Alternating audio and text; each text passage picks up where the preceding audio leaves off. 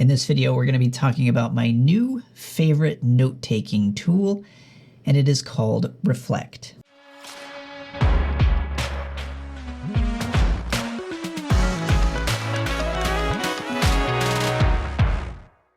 So over the years, I have tried quite a few different tools for taking notes.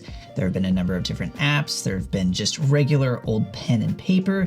There have been planners, there have been journals, there have been notebooks, but then there's also been, of course, the number of apps. I've even recently tried out the iPad mini with an Apple Pencil, which I still do use from time to time, but at the end of the day, there's always the need for some sort of junk drawer, or not even junk drawer, but just a place where you can start, type out some basic notes, and then bring them somewhere else. Now, for the longest time, that tool of choice for me has been Bear. Bear is an excellent app, and I've enjoyed using it over the last almost 5 years. I've done a number of videos on it. Some of those videos are among my most popular. Now, while I still do think that Bear is arguably the best writing or typing experience that exists amongst all note-taking apps, it's always had a number of limitations that has always kind of troubled me or bothered me as I've been using it, despite the fact that it is a really good app. Some of those include that it is Mac or Apple only. So they do have it for the Mac, and then they do have it for Apple iOS devices as well. But once you switch over to a PC or something else, you're kind of out of luck. Now, to add on to that problem is the fact that there's no web interface. Again, it's specifically an app. So you have to be on your phone on an iOS device, or again on a Mac, accessing that app in order to get that data. As opposed to if it had a web interface, you'd be able to jump onto a PC, read or add to your notes, and then jump back over to that Apple device and continue where you left off. Another issue I've had with it is that there's no way to publicly share your notes. They're encrypted and they're secure from what I understand from Bear, but there's no way to then take one of those notes, make it public, and share it on the web. Not necessarily for the sake of collaboration. That's probably when you start to go into the territory of wanting to use something like Google Docs if collaboration is really important. I think they do that well, and I don't think there's any need to reinvent the wheel. However, there does come times when it would become super handy to just take one of my Bear notes, switch it to public, and share a link, even for 2 or 3 people, or even if I'm just typing something out that I want to share and I don't want to put on any particular website. The other thing, and I don't think this is really as much a problem with Bear, more so maybe it's my workflow or even just me personally, but I've had a really tough time of keeping my Bear notes organized. There's pretty much 2 places where Bear notes go. Either it's in the notes section that you see on the sidebar, which is just kind of what I use for my active notes, which usually becomes pretty unwieldy after some time. And then there's the archive, right? So it's just like Gmail, where you just have all of the mail that you're no longer reading or interested in, you just toss in the archive. And for me, that means thousands and thousands and thousands of notes are currently in that archive. Now, you can use tags, and tags are okay, but again, they just tend to become unwieldy. Again, this is probably just a problem with me. I'm just not very good at relying solely upon tags. That's where something for me that's going to be more important than tags, while tags are helpful to a degree, is a really good search feature. And for me, the search functionality for Bear has just been very limited. There have been several instances where I've tried to find a note from like 2 or 3 years ago. I'm typing in all the right keywords and it is popping up, but it's popping up way below other things that are either way newer or way older or aren't as relevant. It's just not a very dynamic search feature. So even though I do have all of my notes from years ago in Bear, I have the hardest time bringing them back. And again, some of that might be with me. That might be my fault, not organizing those things well enough. But I do wish that Bear was a little bit more intuitive, particularly from the perspective of recalling and finding older notes. Now, the point of this video obviously isn't to tell you all the things I don't like about Bear. I still think that Bear is an excellent app, and as I mentioned earlier, the best writing experience that I have ever experienced with any of the apps I've ever used, whether note-taking or otherwise. The question for me is whether or not it's really the best tool for me to use moving forward. obviously there is no perfect tool for any of us. We're always going to have to kind of make compromises when it comes to picking a tool or app of any kind. The question is if it checks enough of the boxes for you, and if whatever cons it does have are offset by all those boxes that are being checked. So recently the team over at an app or tool by the name of Reflect reached out to me. They set me up with a free account with their note-taking tools. Again, I'm not being paid.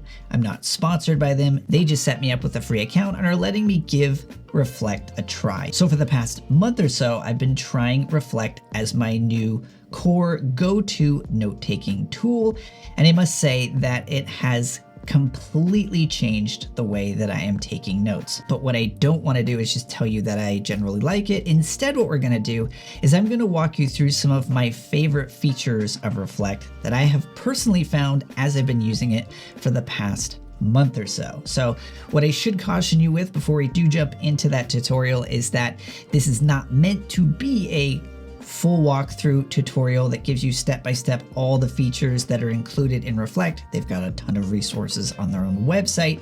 Instead, what I'm going to do is I'm just going to show you my favorite to see if some of those resonate with you and if Reflect is something you'd like to try. Okay, so without any further delay, let's jump on in. Okay, so here is the basic interface as you jump into Reflect. So what you're going to see here on the left-hand sidebar is you're starting with your daily notes, which this is huge for me because I have been trying to do this manually with other note tools forever. In the sense that I create a new note, I give it a date, and I just keep all the notes that are relevant to that date on that page, whether that's in Bear, whether that's on my Apple iPad with my Apple Pencil, whatever tool I'm using, I try to do something like this so that by the end of the day, I can see all of the notes that I took. Right, so you start out with daily notes. So each day has its own quote unquote note, and it's started with a bullet point. Off to the right, you can also see you have a calendar, and you can click through here back to specific days. The reason you're seeing here that, and then of course you can just click today to go back. You'll notice this is all blank because I have created what is called a graph, which is kind of like a separate account, but not really. Kind of a container for a whole nother set of notes and tags and archives and everything. I'm not showing my personal one that I'm using right now for all my stuff because there's a lot of sensitive information in there. So instead what I've done is I've made a new blank one just for the sake of this example. Okay, so like I said, you've got your daily notes, which is going to be just a note that you can use. You can bullets, links, italics, bold, basic stuff that you would want to type into a note.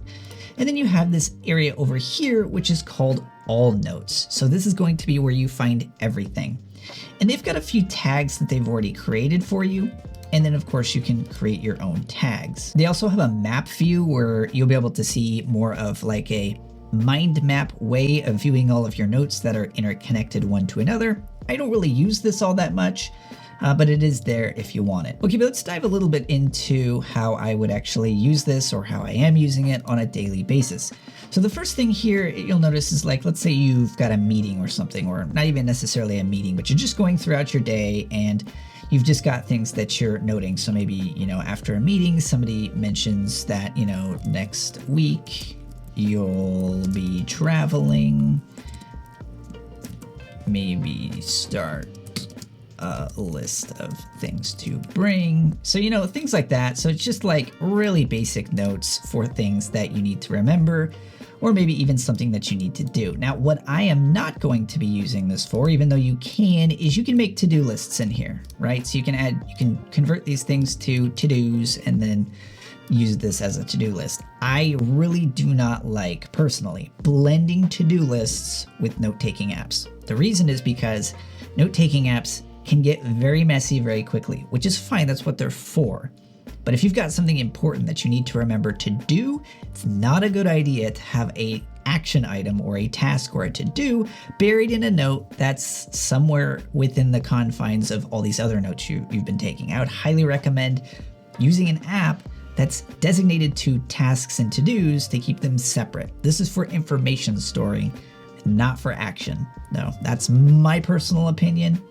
And that's an aside, but let's jump back in here. Maybe what I could do with this little checkbox is like check it off once I've added it to my app that I use for, things that I'm going to do. But that's neither here nor there. So while I do have these individual notes that I'm taking throughout the day, that is to say individual bullet points, what I find even more interesting and more helpful is the fact that I can create new quote unquote subnotes directly from my daily view right here, which is what I'm doing all the time. So what I do is I type 2 brackets, right? And let's say new video idea, how to use Reflect. And then I hit enter. And then what it's done is it's created for me a hyperlink. I click on that hyperlink and now I'm within a brand new note. And I start typing in like, okay, so maybe I'm going to create a tag for video ideas. So now I've added a video ideas tag to this. And then I start bulleting out ideas, right? So there you go. From my daily notes, I've now created a new note that is not only linked and listed on that day, but it also has a new note created under all notes, and it has my new custom hashtag added in there. So now I can see and organized by that particular note. So the cool thing is, yes, while you can just have a long outline of bullet points that are relevant to this particular day or to today, I can now start a list of notes that I'm creating that day. So I do this all the time. Now beyond that, beyond just being able to create notes from this view, the other cool feature that they have, and again, this is not something that I was able to do in Bear, was to create templates. Now they've got a number of templates in here already, but you can go in here and either modify these or create your own. So I could create one for, say, a YouTube video, and I could say, okay, what's the topic? I could add the hashtag video ideas by default. I could say, link, keyword, description. And then maybe what I also want to do is things to accomplish prior to publication. So maybe while I don't necessarily want to have, individual tasks in here, maybe it does make sense for me to create just a checklist for each video I'm creating. I could change this to a to-do, thumbnail, email, description, all the things I need to do in order to accomplish that YouTube video. So I've saved that. So let's say I'm just going through my day. What I would be able to do is, it occurs to me it'd be really cool to create a video on this particular topic. What I could do then is say, video idea, how to use this cool app with Reflect. Hit enter, and I've automatically created another note for today. So I click on that note and you'll notice it's blank. However, instead of the brackets, what I could do is a single slash, and then I type YouTube, and it's going to bring up that template I created. I click that. Now it has not only that hashtag in there, it has this whole template that I've created, and I've done it all instantly. So then I could maybe, add in a nice little line and then start typing other notes, right? And so then I'd have all this information in here. I could even start going through my checklist, go back to daily notes, and it's right there. If I ever wanted to access that again, of course, I can access it based upon the day I created it, which again isn't something that I would have been able to do with any other note program. But also, I could go back to my tag that I created and I could see all of the notes that are specific to that tag. Now, the other cool thing is because I'm using a template to list all of these things out, I don't necessarily have to always remember to add that hashtag to everything since it's already in my template. So you can create a ton of templates for the type of notes that you're creating so that you can save a ton of time. You just need to remember those 2 brackets when you're creating a new note, or you just need to make sure to do the slash and then start typing out the name of your template. And again, it saves you a ton of time. Now, the other thing you can do as well is you can just start typing and you're going to create a new note. Or you can hit those 2 brackets and you can link to a note that already exists. Obviously, they're already up here, but let's say we had a bunch of other notes and for whatever reason, I just wanted to have an older note in here, I could link to it. But let's say I'm working on this particular note and I wanted to link to another one. As you can see, those 2 brackets pop up, and then I could just link to that other note. So it makes it very simple to link between notes. The other thing you'll notice here on the right-hand sidebar is that it's going to all the links that you have in the current view that you're looking in, you'll be able to see over here on the right-hand sidebar all of those links. Now, one of the other things I alluded to that was a little bit of a frustration was the fact that you couldn't really share a note, right? So it's nice because in this particular app, as it is with Bear, as far as I know, everything's encrypted and secure, which means that nobody else can get access to any of your notes or any of the information that's in those notes. But the problem is sometimes you might have a note that you're working on and you want to be able to send that to somebody with a public link. You're not worried about the security, you want to share it either with one person or with the world. Well, the cool thing is that you can do this with Reflect. So all we have to do is we go up to this top right hand section, and you can click to share this note behind a private URL. So we click that, and as we can see, it now creates this URL. And then if we click on that, you'll be able to see that this whole note now is completely public. And then if you ever want to revoke that being a public note, make it encrypted and private, again, you just click that button and no longer can anybody access it. The other cool thing that you can do, and that I've been using pretty regularly now, is the ability to create bookmarks. So let's say you're on a particular page on the web, what you can do is actually use their Chrome plugin. So I don't think they have this for all different browsers yet. I think Chrome is the only one they have this for at the moment, but so if you do happen to use Chrome, or if they do have it for other browsers in the future, it's super helpful. So all you do is you just click on this nice little thing. It gives you the title of the page, the description of the page, and then the particular graph in which it is going to go into. So this is the one we're using right now, just for the sake of this demo. You can also add other notes in here. And then you just click Add to Reflect. So then we pop back over, and as you can see, it's created this bullet point up at the top that says links, and then it has created a new link to a new note that is specific to that link that I shared. So if we click on that, here's what the note looks like. It's got the title at the top, it's got the URL, it's got the description if there was one, it adds the link hashtag to this, and then any highlights. So then you'll be able to go back to all notes, up to links, and then you can see all the links that you have shared either in, chronological order, or you can go back to any day where you'll be able to access those notes as well. What I've also found interesting as well that I just stumbled across by accident was actually the fact that you can embed YouTube videos as well. So if you want to create yourself a note, you're just keeping all this information and you want to toss a bunch of YouTube videos in there, like if you're doing research or you're studying something, this is super helpful. So what you can do is you can just paste in any old YouTube link. This is just the URL. And then as you'll be able to see, in comes an embedded YouTube video, and you can watch this video from directly within Reflect, which to me is super helpful. And then of course, if for whatever reason you need to share this research or what you're working on, you can then create this note publicly, and it's going to be embedded in there as well. So super easy to use, super easy to embed. I don't know if it works with other video players. I've only tried it with YouTube.